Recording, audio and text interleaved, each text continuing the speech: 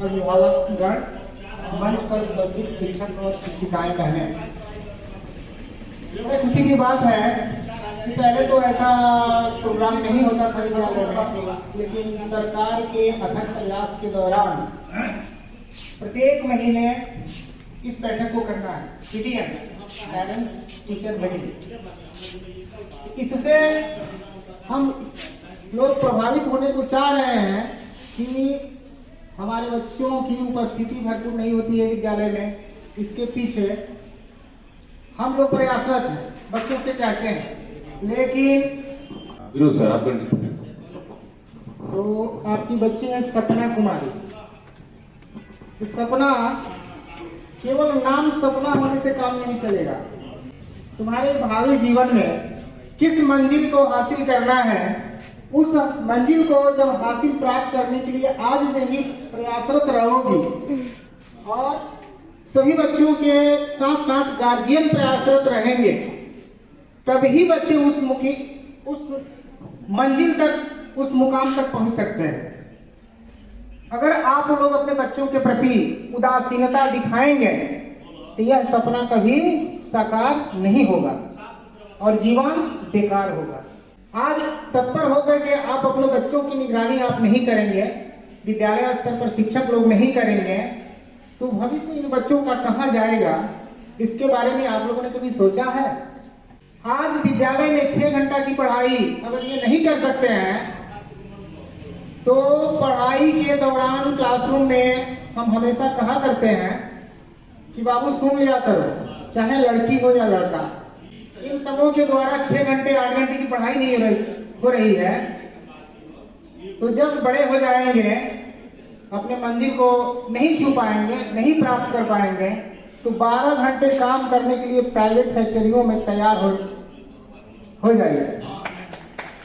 6 घंटे की पढ़ाई आज नहीं हो रही है तो भावी जीवन में 12 घंटा काम प्राइवेट सेक्टर में खटने के लिए तैयार हो जाइए।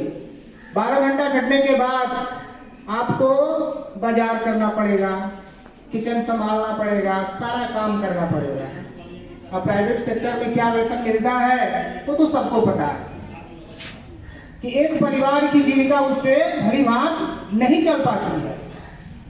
अगर किचन का बोझ उठा लेते हैं, जब बीमार पड़ेंगे तो दवाओं के लिए पैसे नहीं जुटेंगे।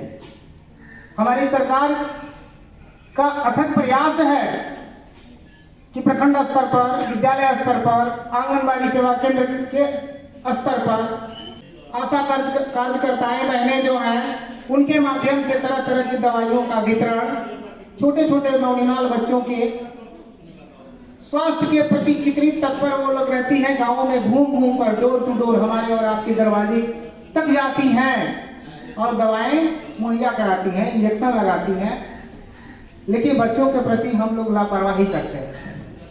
कितना कीमती यह जीवन है। विद्यालय में शिक्षक लोगों से बच्चों की भेंट मुलाकात तो बाद में होती है, लेकिन बच्चा जिस दिन अपनी माँ के कोख में जन्म लेता है, उसी दिन से वो माँ इस संसार की पहली उसकी टीचर है, सेकंड टीचर पिता है, तीसरा स्थान विद्यालय के शिक्षक का है। माँ के गोद से निकलता है तो अपने परिवार के जितने सदस्य हैं, प्रथम स्थान माँ का है, दूसरा स्थान पिता का, और उसके बाद ही स्थान पाएंगे परिवार के अन्य सदस्य लोग, और तीसरा टीचर शिक्षक विद्यालय के शिक्षक होते हैं। तो जब प्रथम शिक्षक, द्वितीय शिक्षक आप हैं, तो सबसे पहले नजर बच्चों के ऊपर आपको रखना पड़ेगा कि मेरा बच्चा 24 घंटे के अंदर कहाँ रह रहा है, कितने देर खेलता है और कहाँ क्या करता है। विद्यालय जाता है तो विद्यालय बीच रास्ते में कहीं रुक जाता है, न विद्यालय तक पहुंच पाता है। विद्यालय कैंपस के भीतर बच्चा आकर पहुंचेगा तब लोग उसका हम ख्याल करेंगे। हो सकता हो कि आपसे ऐसे रिपोर्ट आए हैं हम लोगों के पास सर्वेक्षण के दौरान कि गार्जियन लोग बताते हैं कि तो डेली प्रतिदिन स्कूल जाता है और बीच रास्ते में बाग बगीचे में दिन भर खेल करके शाम को घर चला जाता है। गार्जियन अभिभावक लोग समझते हैं कि मेरा बच्चा पढ़ाई करने गया था, यहाँ विद्यालय में एब्सेंट पाया जाता है। तो इस तरह करने से वो बच्चा को सफलता हासिल होगी तो इन बच्चों को गाइड कीजिए आप लोग, संस्कार भरिए आप लोग। जब बच्चा आपके घर में संस्कारी नहीं बनेगा तो विद्यालय स्तर पर आप क्या सोचेंगे कि डॉक्टर राजेंद्र प्रसाद बन जाए तो संभव है? सपनों में संभव नहीं है। ये बच्चे आते हैं विद्यालय स्तर पर कितना खुरापात मचाते हैं। अब सभी खुरापातों के बारे में तो मैं एक्सप्लेन नहीं कर सकता हूँ, लेकिन इन बच्चों को संभालने में सबसे ज्यादा हाथ अभिभावक का होना चाहिए, क्योंकि विद्यालय में तो 5 से 6 घंटे तक रहते हैं। 24 घंटा में 5-6 घंटा को छोड़ दीजिए, बच्चे आए 9 बजे, यहाँ से चले गए 3 बजे, उसके बाद की तो सारी जिम्मेवारी आपकी है। लेकिन आपके घर में जितना बदमाशी करता है उसके 3 गुना ज्यादा बदमाशी लोग विद्यालय स्तर पर करते हैं। तो आप अपने बच्चे को संस्कारी बनाइए, क्योंकि आप प्रथम शिक्षक हैं। जो स्वयं शिष्ट हो, दूसरों को और दम रखता है दूसरों को शिष्ट बनाने में, क्षय करता दानवता को मानवता हद तक दिखाने में, वैसे जन को इस धरणी तल पर है हक शिक्षक कहलाने को। अगर सरकार ने हमें पद दे दिया है और विद्यालय स्तर पर यहाँ हम अपनी भूमिका अच्छी तरह नहीं निभाए तो हम अपने मन में हमारा बैठ जाएगा कि हम एक कुशल शिक्षक नहीं है, क्योंकि इन बच्चों के भविष्य के साथ हम गद्दारी करते हैं। हम विद्यालय में आ जाएं और बैठे ही रह जाएं, शाम को चले जाएंगे, या हमको कोई कहने नहीं आएगा कि आप क्यों नहीं बच्चों को पढ़ा रहे हैं, क्यों नहीं क्लास में जा रहे हैं।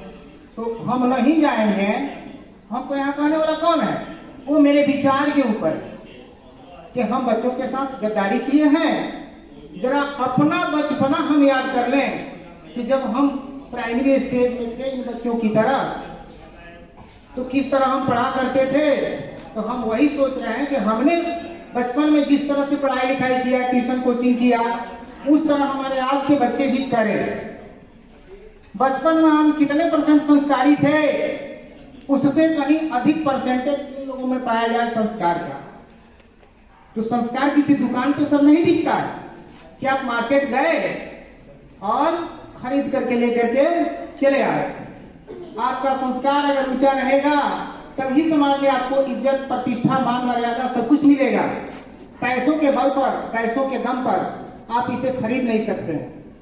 चाहे आपके पास कितना हो प्रॉपर्टी हो जाए, संपत्ति हो जाए, धन दौलत हो जाए, इसको नहीं खरीद सकते। यह अनमोल वस्तु है, यह सीखने से होता है, नम्रशील बनने से होता है, घमंड दिखाने से नहीं होता है कि बाप रे बाप हमारे जैसा तो कोई है ही नहीं है, हम घमंडी हैं, हमारे पास पैसा ज्यादा है।